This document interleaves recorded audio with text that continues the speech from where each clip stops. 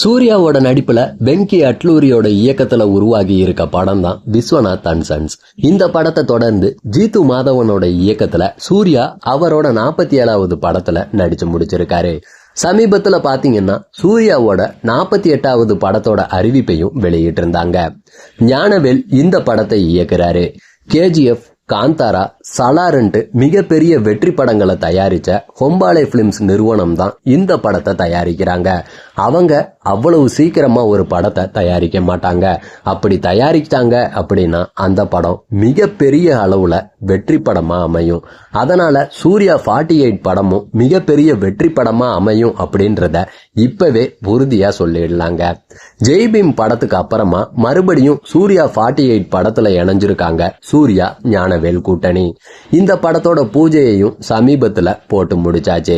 இந்த படத்துக்கு பாத்தீங்கன்னா கருப்பு படத்தோட வெற்றிக்கு பெரிய உதவியா இருந்த சாய் அபயங்கர் தான் மியூசிக் டைரக்டரா இருக்காரு.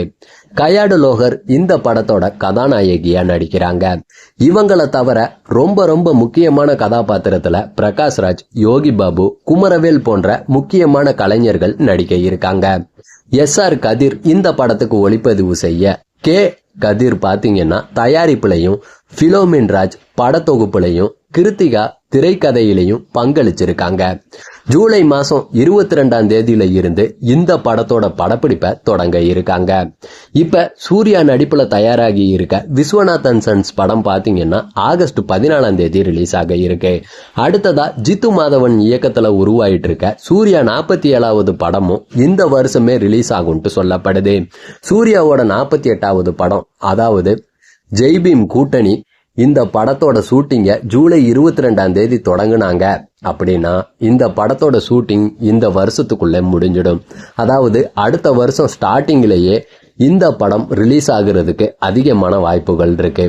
ஏன், பொங்கல் பண்டிகையை முன்னிட்டு ஃபெஸ்டிவல் ரிலீஸா கூட சூர்யா 48 திரைப்படம் ரிலீஸ் ஆகலாம். எதுவும் நம்ம கையில இல்லைங்க. பொறுத்து இருந்து பார்ப்போம் எவ்வளவு வேகமா ஞானவேல் இந்த படத்தை முடிக்கிறாருன்றத.